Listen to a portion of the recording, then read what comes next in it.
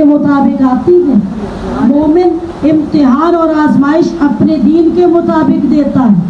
میرا خدا ظالم نہیں ہے، میرا خدا منصف ہے، وہ جانتا ہے کہ اس کا ایمان کتنا بلند ہے۔ واستقاموا، لیکن استقامت والے کیسے ہوتے ہیں؟ کہا ابو ذر تم میرے گھر آنا، میں نے تمہیں دعوت دی ہے۔ ابو ذر نے تیاری شروع کر دی، اگلا دن کب آئے گا، نہ جانے سلمان کیا اہتمام کرے گا۔ اب زوجہ نے کہا کھانا تناول کر لو، کہا نہیں بھائی آج میری دعوت ہے اور وہ بھی سلمان کے گھر ہے۔ زوجہ نے کہا نبی کے گھرانے کا غلام ہے، تجھے تو آج جنت کے کھانے ملیں گے۔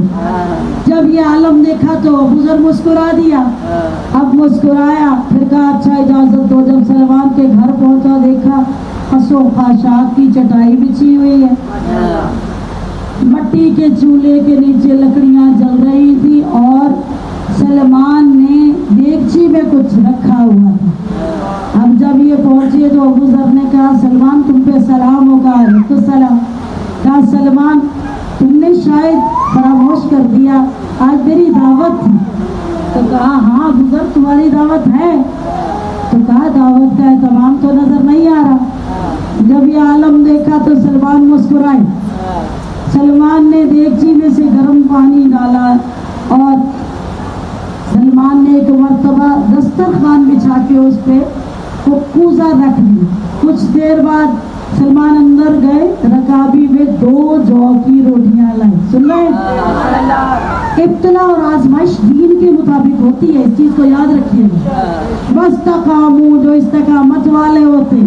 اب جب یہ 2 روٹیاں دیکھی، گرم پانی دیکھا، کہا یہ کیا ہے؟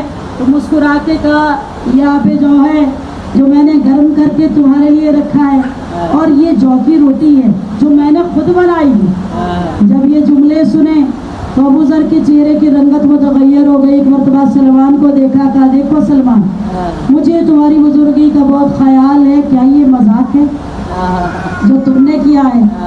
تو سلمان نے مسکرا کے کہا بھائی میرے ہاتھوں دعوت ایسے ہی ہوتی ہے، کیونکہ بندہ مومن و ہر شے کا حساب خدا کو دینا ہے، تو حسب الدین کے مطابق ہی دعوت کی ہے کہ کل پروردگار یہ نہ کہے کہ تو نے میری نعمتوں کا ضیاع کیا، تو نے میری نعمتوں کا زیادہ استعمال کیا۔ جب یہ جملے سنے تو ابو ذر نے بحث کو ختم کیا، کہا بسم اللہ پڑھو چلو تناول کرو۔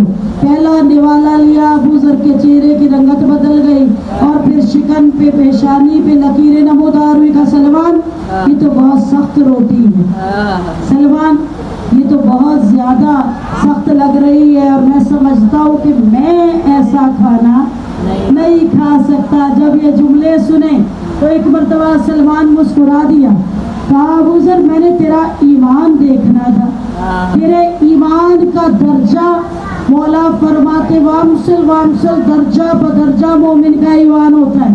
ابو ذر 8ویں درجے پہ، سلمان 10ویں درجے پہ۔ سلمان نے مسکرا کے کہا دیکھ ابو ذر یہ روٹی تجھ تک پہنچنے میں پروردگار کے کتنے اساقر و افعال کام آئے ہیں کہ پہلے زمین نے غلے کو ابالا اور پھر یہ بالیں لگی، جو نکلی، جو کو چکی میں پیسا، پھر پانی سے گوندا، پھر آگ پہ پکایا اور پکانے کے بعد تیرے سامنے رکھا، اور جب تیرے سامنے رکھا تو نے خدا کی اتنی نعمتیں نہیں دیکھی، تو نے ایک لمحے میں کہہ دیا کہ میں ایسا کھانا نہیں کھا سکتا۔ واستقاموا، استقامت کا یہ عالم ہے کہ سلیمان نے جب اپنا ایمان ظاہر کیا تو ابو ذر نے ایک مرتبہ ہاتھ جوڑ کے کہا سلمان میں سمجھ گیا تجھے زہرا چچا کیوں کہتی ہیں، تجھے اہل بیت منی کیوں کہتے ہیں، جو تیرا ایمان ہے وہ میرا نہیں ہو سکتا۔